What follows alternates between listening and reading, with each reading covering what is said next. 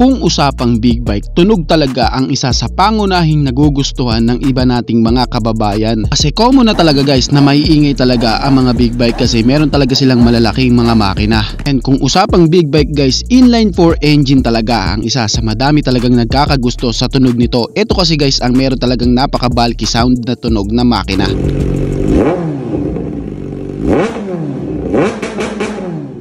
Sa 400cc category nga guys, dito nga po sa Pilipinas, ang available nga lang po na naka inline 4 engine is si Kawasaki ZX4RR. Dito nga guys is makikita mo din po na meron nga po siyang screaming sound dahil nga po sa naka inline 4 engine siya. Pero dito nga sa video na to guys is pag-uusapan natin ang isa sa talaga ng pumpong napakaangas na naked bike na available na nga po dito sa Pilipinas. Pag-uusapan natin ang kanyang specs, features, ang kanyang presyo, ang kanyang down payment at kung magkano ang kanyang monthly. And syempre guys, dito nga sa video na to guys is tatalakayin natin ang naked bike na available na po dito sa Pilipinas na naka 2 cylinder pero tunog inline 4 engine. Talaga namang sulit na sulit at more on safety features and power performance ang naked bike na ito. Kaya samahan nyo ako guys na pag-usapan ang motorcycle na ito.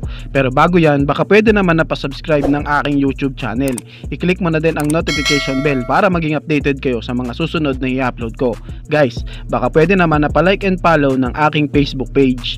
Nasa description po ang link. Kaya make sure guys na tapusin nyo ang video na ito para malaman nyo ang information may kinalaman sa motorcycle na ito.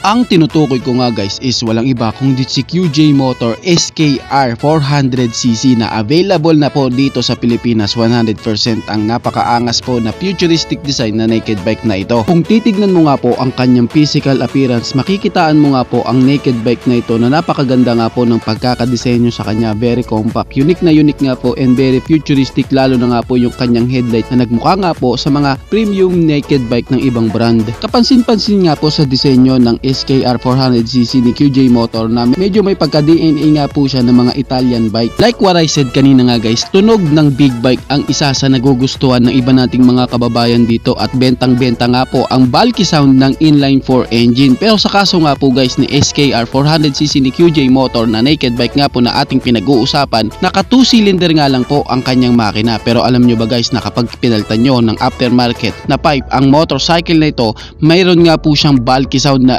aakalain mong naka inline 4 engine siya.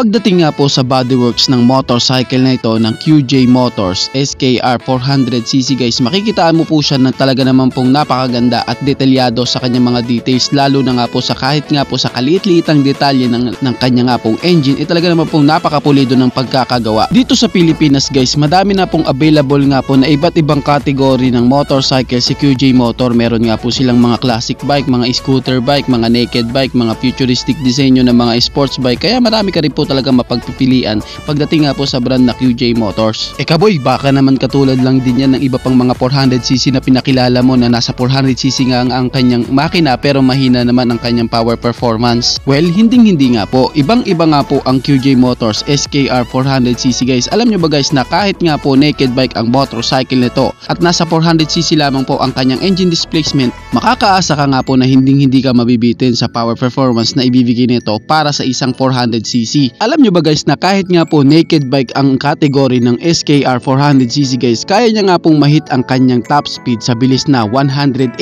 km/h. Ganun nga po siya kabilis mag-accelerate at ganun po kataas ang kanyang top speed. Kung titingnan guys, para nga pong nasa sports bike category na ang top speed na yan, ang performance na ganyan. At para sa 184 kph guys na top speed, hindi ka na talaga mabibitin para sa isang 400cc na motor na meron ganyang kataas na top speed.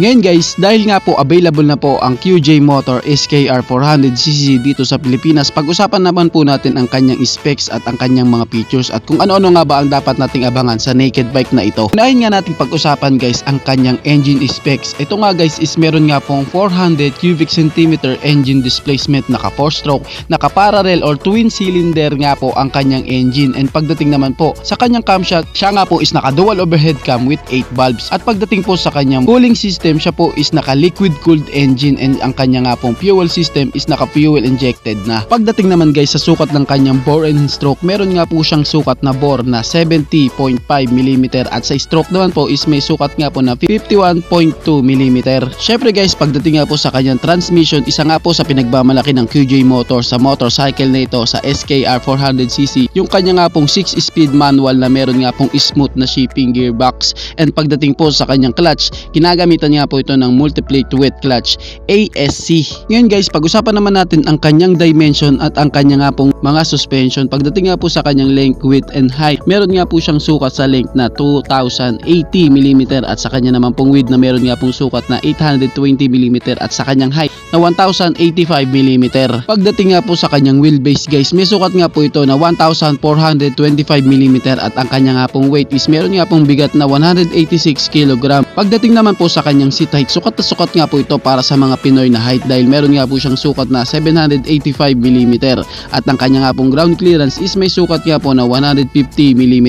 Ngayon guys, pag-usapan naman po natin ang kanyang mga suspension. Pagdating nga po sa kanyang front suspension, ginagamitan nga po ito ng KYB telescopic upside down suspension na meron nga pong magandang bounce at ang kanya nga pong rear suspension is ginagamitan ng KYB telescopic coil spring oil dam. Kaya sa mga suspension yan guys, makakaasa ka nga po na meron siyang magagandang laro, lalo na nga po kapag pumapasok ka sa mga sharp corner. And syempre sa kanya nga pong mga dimension guys, makikita mo na sukat nga po ito para sa mga Pinoy. Meron nga po siyang mababang seat height at hindi gaanong kataasan na ground clearance. And syempre guys, meron nga po siyang wide na handlebar dahil nga po sa naked bike ito, and meron nga po siyang upright position kaya pwede po siya sa long ride dahil makakaasa ka na meron nga po siyang relax na body posture. Ngayon guys, pag-usapan naman po natin ang kanyang performance. Pag-usapan nga po natin kung ilan nga po ang kanyang maximum power at ang kanyang maximum torque. Pagdating nga po sa kanyang maximum power, meron nga po siyang 30.5 kilowatts at 9,000 RPM and meron naman siyang maximum torque na 37 Newton meter of torque at 7,500 RPM.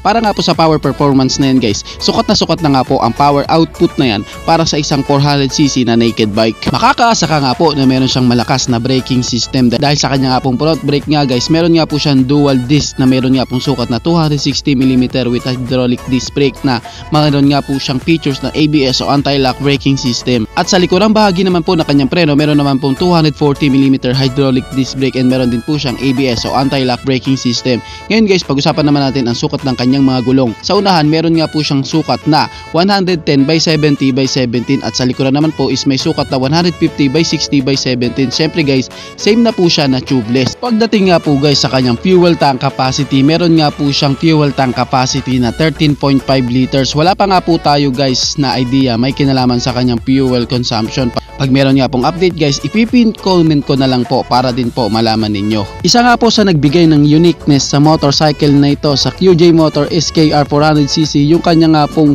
panel gauge na meron nga pong 5 inches TFT panel gauge. Talagang napakaangas at makikita mo nga po ang lahat ng detalye may kinalaman sa motorcycle na ito. At dahil sa available na nga po dito sa Pilipinas ang SKR 400cc naked bike ni QJ Motor guys, pag-usapan na po natin ang kanyang presyo. Meron nga po siya guys na SRP na 308,000 pesos. Pero ito guys is meron nga pong promo price na nagkakahalaga nga po ng 278,000 pesos, less than 30,000 nga po ang kanyang promo. Kaya nga po ang kanyang real price guys dito sa Pilipinas is meron nga pong presyo na 278,000 pesos. Pero syempre pwede mo din pong makuha ang QJ Motor SKR 400cc guys sa installment. Mag-ready ka nga lang po ng down payment ng 91,691 pesos. All in na yun guys yung down payment na yon.